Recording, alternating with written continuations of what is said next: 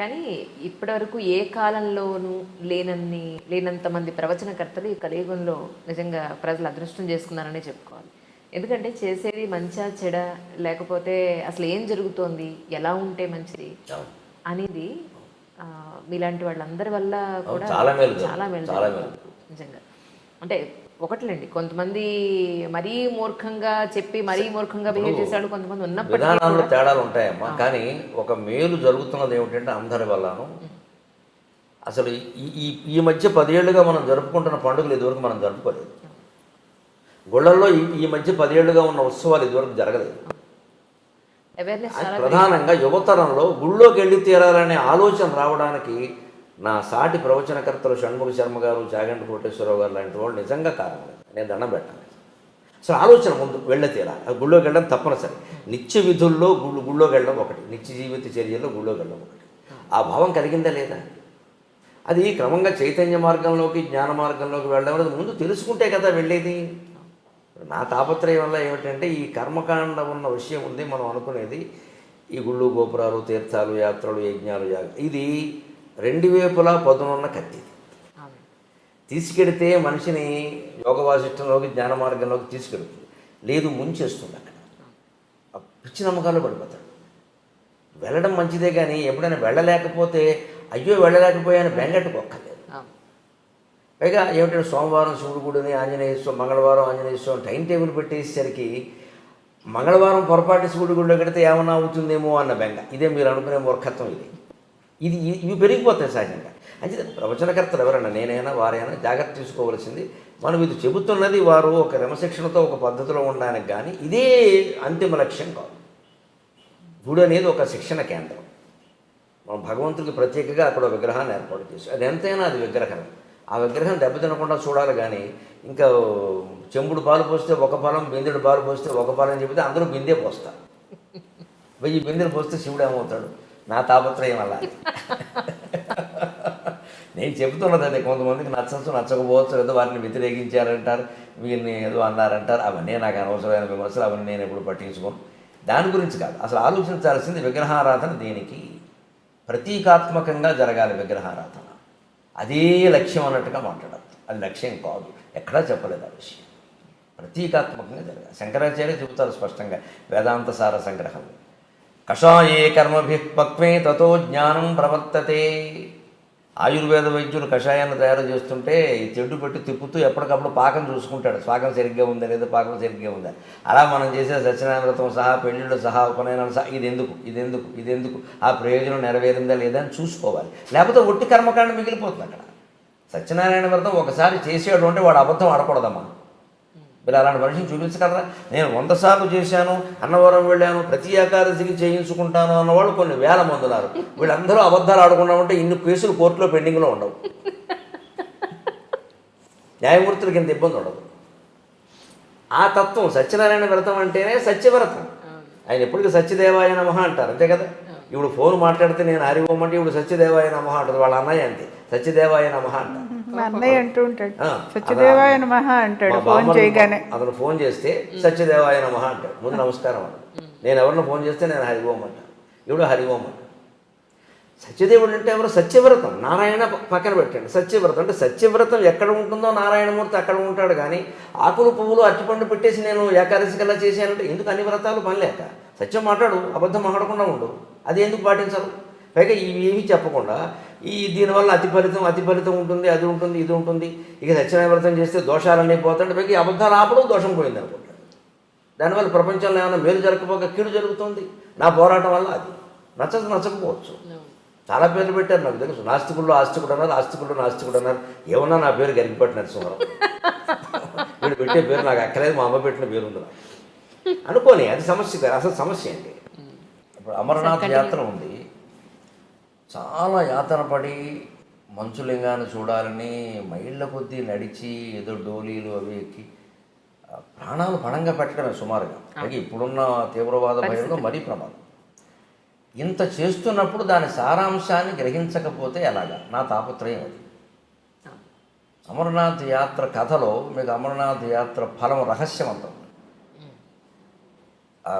దాని మూలం ఏమిటి? శివుణ్ణి పార్వతీదేవి అడిగింది, సృష్టి రహస్యం ఏమిటని. పార్వతి అడగడం అంటే మన పురాణాలు అలా ఎందుకు చెబుతా ఆవిడ తెలియగలుగుతుందా? మనకి తెలియజెప్పాలి కానీ ఎవరో అడగాలి, ఎవరో ఒకరు చెప్పాలి కదా, అందుకని అడుగుతారు అంతే. ఆవిడ తెలియకూడదు. ఈయన అలాగే నీకు చెప్తాందా అని ఆయన, పార్వతీదేవి, నందీశ్వరుడు, సరే మెడలో ఎలాగో నాగభూషణం ఉంటుంది, పక్కన గణేశ్వరుడు అంతా కలిసి ఉన్నారు అక్కడ. కొద్ది దూరం ముందుకు వెళుతాను, నేను చెప్తాందా తీసుకో. ఆ యాత్ర కథ అలా నడుస్తుందండి. వెళుతుంటే మీరు గమనించండి, గణేష్ పెహలే గావుని వస్తుంది. అక్కడ ముందు నందీశ్వరుని వదిలేస్తాను, వాహనం వదిలేస్తాను. ఇంకొంచెం ముందుకు వెళ్ళాక నంది చౌక ఏదో ఒకటి వస్తుంది, గణేష్ చౌక, అక్కడ గణేశ్వరుని వదిలేస్తాను. ఇంకొంచెం ముందుకు వెళ్ళాక నాగ చౌక, శేషనాగ్ అక్కడ పామును వదిలేస్తాను. చివరికి ఇంకా ఆ గుహ దగ్గరికి వెళ్ళేసరికి పార్వతి పరమేశ్వరుడు ఇద్దరే ఉంటారు. అంతకుముందే వాహనం వదిలేశారు, కుమారుని వదిలేశారు, నాగుపామును కూడా వదిలేశారు. ఇవన్నీ చౌక్ అని పేరు ఉంది కదా, శేషనాగ్, నంది చౌక్, పెహలగావ్ ఉన్నాయి. పెహలగావ్ దగ్గర నందీశ్వరుని వదిలేసారు. తర్వాత గణేష్ చౌక్ దగ్గర గణేషుని ఇంకొన్ని వాగిపోవయ్యా అంటారు కొడుకుని. తర్వాత ఇంకో 3వ 4వ శేషనాగ్ అని ఉంటుంది, అక్కడ ఆ పామును కూడా తీసేస్తాడు. శివుడు పార్వతి ఇద్దరు లోపలికి వెళ్తారు. లోపలికి వెళ్ళాక ఏమయ్యారో తెలియదు. అక్కడే శివుడు లింగమయ్యాడు. సమస్త సన్మంగళాన్ని భగవంతుని కథ ముగిస్తాడు. ఇది అమరనాథ్ కథ. మరి ఇప్పుడు సృష్టి రహస్యం ఏమిటి? ఇప్పుడు ఇందులో సృష్టి రహస్యం ఏమిటంటే, అది నీకు అర్థం కావాలి అంటే ముందు వాహనాల మీద వ్యామోహం వదిలేయి. పహలే కావాలి, నందీశ్వరుని వదిలేసాడు. నంది ఎవరు? వాహనం. ఈ కార్లు, సొంత చార్టర్లు, విమానాలు ఎన్ని పెట్టుకుంటున్నాయి ఇవాళ? ఒక కారా? ఇంట్లో 2 మనుషులు ఉంటే 2 కార్లు ఉంటున్నాయి. అన్ని అవసరమా? సర్దుకోలేరా? మరి ట్రాఫిక్ జామ్ అయింది అనేది మనమే, కాలుష్యం పెరిగింది అనేది మనమే. మన వల్ల ఏం జరుగుతుందో ఆలోచించుకోవద్దా? తనలో తాను రవంతా మారడానికి అన్నది దేనికని? అమ్మ ఒక్కళ్ళ వల్ల అయిందా? దేశమంతా ఎవరు దేశమంతా కేసీఆర్ సరి చేస్తారా, జగన్మోహన్ రెడ్డి సరి చేస్తారా, నరేంద్ర మోడీ సరి చేస్తారా? అందులో మనం ఒకళ్ళం కాదా? మనం ఎవరు సహకరించకుండా వారు చేసేస్తారా? వారు ఏమైనా మాయ చేస్తారా? అది కాదు కదా. ఏ పరిపాలకుడు ఈ పార్టీ కదా ఆ పార్టీ ఉన్నా ఎవరు చేయగలిగింది లేదు. ప్రజల్లో కూడా మార్పు రావాలి.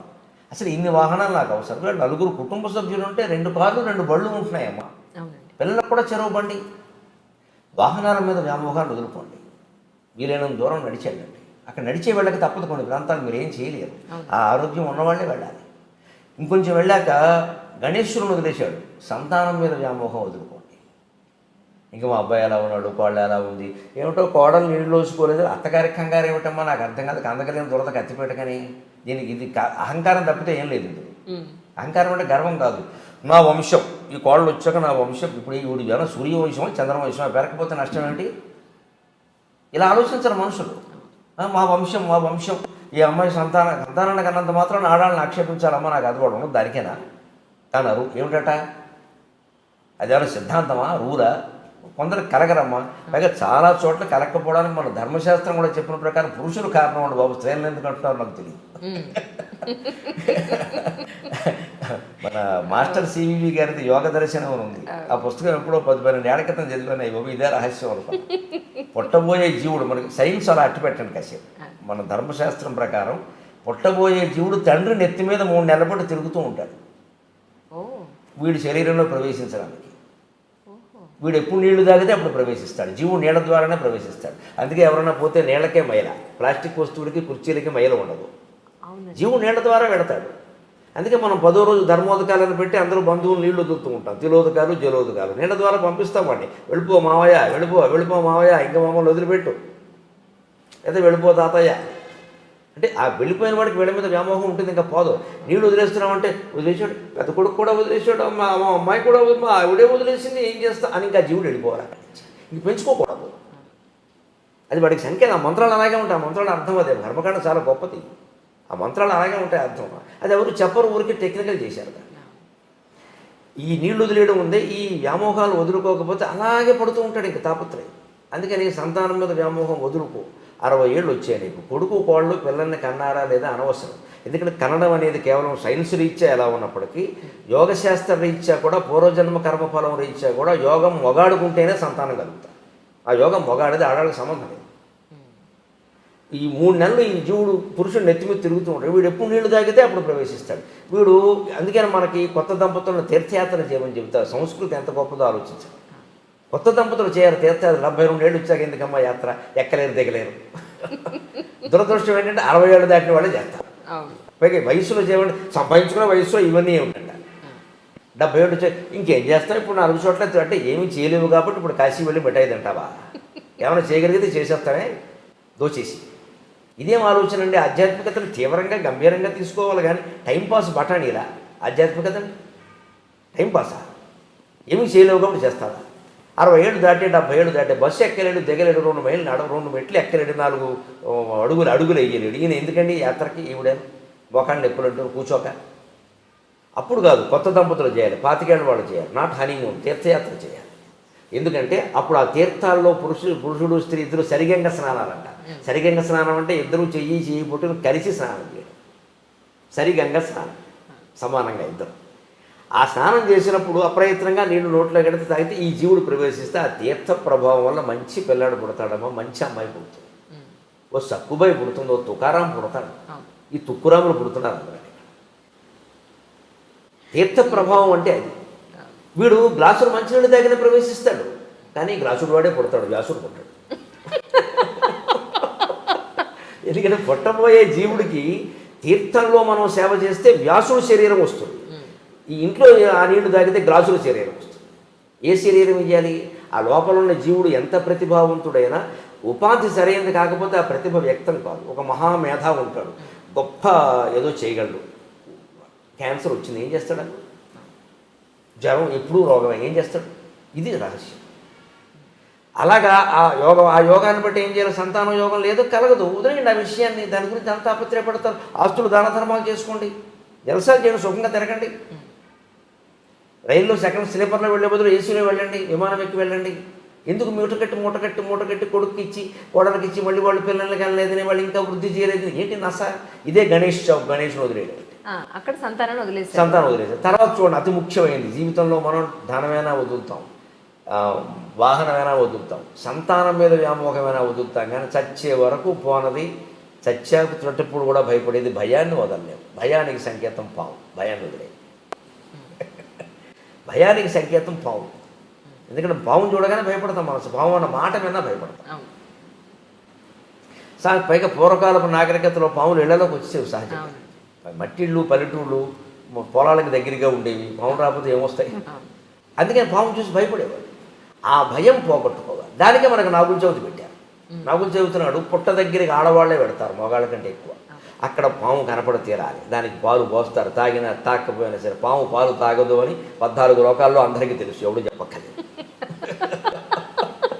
కానీ మన వాళ్ళు మానవు, మళ్ళీ వెళ్ళి పోస్తారు. నేను చూస్తుండగా తాగింది, ఈవిడ తాగిందేమో అది తాగలేదు. ఈ కబురు చెప్పద్దు. ఇక్కడ శాస్త్రీయ విజ్ఞానాన్ని మనం అంగీకరించాలి. శాస్త్రీయ విజ్ఞానం ఎప్పుడూ మతానికి వ్యతిరేకం కాదు. అవసరమైతే మతాన్నే సరి చేసుకోవాలి, విజ్ఞానాన్ని ఆక్షేపించదు. విజ్ఞానమే. వాడు చచ్చి చెడి కనిపెట్టారమ్మా, ఐన్స్టీను, ఎడిసన్, బల్బులు అన్ని పని లేక దాని మతం పేరు మీద దాన్ని కొట్టేస్తే అలాగా. గెలీలియో కనిపెట్టినవన్నీ నిజం కదా, కోపెర్నికస్ కనిపెట్టిన ఉండడం కదా. మన మహర్షులు కూడా అలాంటి వాళ్ళేనండి. వాళ్ళని గడ్డాలు పెంచేసి వాళ్ళని మతవాదులు చేసేవారు. వాళ్ళంతా ఋషులు, శాస్త్రవేత్తలు. అలాగే మీరు ఈ ధనము సంతానం అయిపోయాక భయాన్ని వదిలేయాలి. భయానికి సంకేతం పావు. నువ్వు ఆ భయాన్ని వదిలేయాలంటే ఒకటే సూత్రం అండి, ఏకమేవ అద్వితీయం బ్రహ్మ. యదాఖ్యేవేష ఏతస్మిన్నుదరమంతరం కురుతే అథ తస్య భయం భవతి ద్వితీయాద్వై భయం భవతి అని వేదం చెబుతుంది. ఈ మొత్తం సృష్టిలో నువ్వు ఒక్క విషయాన్ని నీకంటే నువ్వు వేరు చేసిన వ్యక్తిని కానీ విషయాన్ని కానీ నువ్వు భయపడి తీరతావు. వాడు వేరు నువ్వు వేరు అనగానే వాడు ఎక్కువ నేను ఎక్కువ, వాడో నేను తేల్చుకోవాలి, భయం వచ్చేస్తుంది. అంటే వాడు నేను గెలవగలనా లేదా? అంతా ఒక్కటే అని గ్రహించగలిగితే ఎవరు గెలిచినా ఒకటే, ఎవరు ఓడినా ఒకటే. సెమీస్లో భారత్ ఓడిపోయిందని అంత ఏడవక్కర్లేదు. ఇప్పుడు ఓడిపోతే న్యూజిలాండ్ వాడు ఏడవడా? వాడు గెలిచాడు, మనం సంతోషించాలి.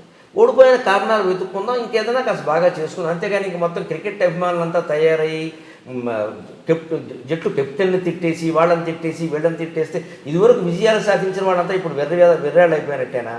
అలా అనబట్టి వాళ్ళ మీద ఒత్తిడి పెరుగుతుందమ్మా. గెలవడం ఓడడం అనేది ఎన్నికల్లో ఈ క్రికెట్లో చాలా సహజమైన విషయం. అది దాన్ని అంత ఇదవసరపల్ల అసలు ఈ సెమీస్లో ఓడిపోయి కప్పు రాదంటే ఆత్మహత్య చూసుకున్న కూడా తయారైపోతారు వాళ్ళ దగ్గర. అంత తీవ్రంగా తీసుకోవాలా? యుద్ధాన్ని సైతం ఆటగా భావించిన జాతి ఇవాళ ఆటను యుద్ధంగా భావిస్తుంది. ఏం కర్మ వచ్చింది ఇది? ఇదే ఆధ్యాత్మికత తెలుసుకోవడం. అంటే ధన వ్యామోహం వదిలేయి, వాహన వ్యామోహం వదిలే, సంతాన వ్యామోహం వదిలే, భయం కూడా వదిలే, ఉన్నదంతా ఒకే శివుడు ఒకే శివుడు ఒకే శివుడు అని తెలుసుకుని గుహలోకి వెళ్ళడం అంటే గుండె గుహలోకి వెళ్ళడం. గుండె గుహలోకి వెళ్ళడం. అణోరణీయాన్ మహతో మహీయాన్ ఆత్మా గుహాయాం నిగితోస్య జంతోహో. అణువుల కంటే అణువైనది, సూక్ష్మం కంటే సూక్ష్మతరమైంది, మహత్తరమైన వాటి కంటే చాలా పెద్దది మహత్తరమైన ఆత్మ భగవత్ తేజస్సు ఎక్కడుందంటే ఆత్మ గుహాయాం నిహితో. నీ గుండె గుహలో ఉందయ్యా, ఎక్కడా లేదయ్యా, దాన్ని పట్టుకోవయ్యా, దాన్ని పట్టుకోవయ్యా. అది తెలుస్తుంది సృష్టి రహస్యం. ఏమీ లేదు, ఇది మాయ అని. లోపలికి వెళ్ళాక ఇద్దరూ మాయమవుతారు. అక్కడ 2 చిలకలు ఉంటాయి గమనించండి. ఆ చిలకలు వాళ్ళేనమ్మా. లోపలికి వెళ్ళాక చెప్పండి, వాళ్ళిద్దరూ మాయమయ్యారు గమనించండి. పైగా అక్కడ ఏర్పడింది ఏమిటి? మంచులింగం. మంచులింగం 6 నెలలు ఉంటుంది, కరిగిపోతుంది. సృష్టి ఉంటుంది, కరిగిపోతుంది. అది మంచు వల్ల ఏర్పడింది. మంచు పోగానే వేసవకాలం రాగానే కరిగిపోతుంది. ఈ సృష్టి కూడా అంతే. ఏదో పుట్టావు, పెరుగుతున్నావు, అస్థి జాయతే వర్ధతే క్షీయతే పరిణమతే నశ్యతే, పోతావు. దాని గురించి ఇంత బెంగ ఎందుకు? ప్రతి పరిణామంలో ఆనందంగా ఉండు. వృద్ధాప్యంలో కొన్ని సుఖాలు ఉన్నాయి, బాల్యంలో కొన్ని సుఖాలు ఉన్నాయి, యవ్వనంలో ఎలాగో సుఖాలు ఉన్నాయని అంటూనే ఉన్నాం. వృత్తిలో కూడా సుఖం ఉంది. ఈ మొత్తం అంతా ఒక్కసారి వదిలిపోతుందంటే నన్ను అడిగితే మరణాన్ని మించిన వరం లేదు మనిషి. మరణాన్ని మించిన వరం లేదు. రోగిష్టి వాడికి వరం అనొద్దు, సమస్యలు ఉన్నవాడికి వరం అనొద్దు, సుఖంగా ఉన్నవాడికి కూడా మరణమే వరం. మరణంలో మాత్రమే నిత్య సుఖం. ఇందులో ఏముందండి? ఊరికే తాపత్రయపడిపోతున్నారు కానీ అలాగే. అది లొల్లుకుందాం, ఇది లాక్కుందాం, ఏం చేసుకుంటారు లాక్కుని? ఎప్పటికైనా పోయేది. నువ్వు ఎంత గట్టిగా పట్టుకున్నవాడు ఇక్కడే ఉంటాడు, చేతులు ఇక్కడే ఉంటాయి, లోపల నుంచి జీవుడు ఎగిరిపోతున్నాడు. ఈ తత్వం తెలుసుకో. గుహలో ఏమీ లేదు, శూన్యం.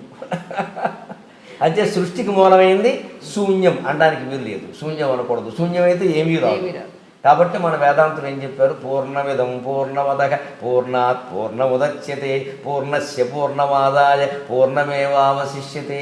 సృష్టికి మూలం ఉన్నది పూర్ణమయ, శూన్యం కాదు. పూర్ణం కాబట్టి అందులో అన్నీ ఉంటాయి కాబట్టి ఏదైనా వచ్చింది. శూన్యం నుంచి ఏమొస్తుంది? ఇతర మతాల వాళ్ళకి మనకి తేడాలి. సృష్టికి మూలం శూన్యమని కొందరు చెప్పారు. అజ్ఞానం. శూన్యం నుంచి ఏది రాదు. సృష్టికి మూలం పూర్ణం. ఆ పూర్ణమే పరమశివుడు. ఇది అమర్నాథ్ కథ. ఈ యాత్ర కథ నాకు పత్రికలో నేను ఒక 5-6 ఏళ్ల క్రితం అనుకుంటాను, ఒక ఆంధ్రజ్యోతి పత్రికలో ఎక్కడో చదివా. నివేదన దాంట్లో ఇదే రహస్యం. ఇంక మనం వెళ్ళక్కర్లేదు అనుకుంటా. ఇంక వెళ్ళక్కర్లేదు. మనం వదులుకోవలసింది వాహన వ్యామోహం, తర్వాత సంతాన వ్యామోహం, తర్వాత భయం, తర్వాత లోపల ఉన్నది పూర్ణ పదార్థం తెలుసుకోవడం. దీనికి అక్కడికి ఎందుకు వెళ్ళడం? అంత యాత్ర పడి ఇక్కడే తెలుసుకోవచ్చుగా. మంచులింగం 6 నెలలు ఉండి 6 నెలలు కరిగిపోయినట్టే మన జీవితం కూడా అంతే. 6 నెలల్లో కరిగిపోతుంది అనుకుంటే అయిపోయాయి. ఇప్పుడు అమరనాథ్ యాత్ర ఫలం చూడకపోయినా నాకు వచ్చింది, కానీ చూసిన వాళ్ళకి ఎంతమందికి వచ్చిందో నాకు తెలియదు. మేము ఎంత కష్టపడ్డాం, ఎంత కష్టపడ్డాం. పుణ్యం వచ్చేస్తుంది అనుకునే వాళ్ళే. అది దానివల్ల పుణ్యం ఆశిస్తారేమిటి? జ్ఞానం వస్తుంది, కానీ పుణ్యం రాదమ్మా, జ్ఞానం వస్తుంది. అసలు ఈ పుణ్యం జ్ఞానం కంటే ఎక్కువ అనుకోవడం ఉంది. ఇది మూర్ఖత్వం. పుణ్యం అంటే అదో మూట, ధాన్యపు మూట, పాపపు మూటలాగే పుణ్యపు మూట. పుణ్యానికి పాపానికి తేడా ఏమిటో తెలుసా? పాపం ఇనప సంఖ్యల, పుణ్యం బంగారు సంఖ్యల. ఇక్కడ సింపుల్ డిఫరెన్స్. పాపం ఇనప సంఖ్యల, పుణ్యం బంగారు సంఖ్యల. సంఖ్యలే బంగారం అయినా. మమ్మల్ని కట్టి పడేసిన తర్వాత ఆ గొలుసు ఇనప గొలుసా బంగారు గొలుసా అని మీరు ఆలోచించారు. ముందు తీయవయ్యా బాగుంటారు. మీకు స్వేచ్ఛ కావాలి. అంతేగాని కడితే కట్టారు కానీ బంగారపు గొలుసుతో కట్టారు అని దాంతో సెల్ఫీ దిగుతారా? ముందు మనకు స్వేచ్ఛ కావాలి కదా సంఖ్యల నుంచి. అది బంగారు సంఖ్యలు అయితే మనకేమిటి? పుణ్యం బంగారు సంఖ్యలు. ఎందుకు కోరుకుంటున్నారు దాన్ని? దానికోసం యాత్రలు చేయడం, దానికోసం దానం చేయడం, దీనికోసం ఫలితం అండి అనడం, గరుడ పురాణం ఇంట్లో ఉంటే పాపం ఆడడం, దీంతో అంతంత భయం. ఏం చేసుకుంటావు ఈ పుణ్యాన్ని? అది బంగారు సంఖ్యల. నేను కట్టిపారేసింది. ఇనప సంఖ్యలకి బంగారు సంఖ్యలకి తేడా అయినది సంఖ్యలైనంత వరకు. మీరు ఆ బంగారు సంఖ్యలు కట్ చేసి మీకు ఇస్తే తాకట్టు పట్టుకొచ్చుంటే పెట్టుకుంటాం. దానివల్ల ప్రయోజనం. అందుకే సంఖ్యలుగా ఉన్న తర్వాత ఏదైనా ఒకటే. అంటే పుణ్యం కూడా మనిషి వాంఛించడానికి వీలేదు. అసలు మీరు అన్నిటికీ అతీతమైన జ్ఞానమే పొందాలి.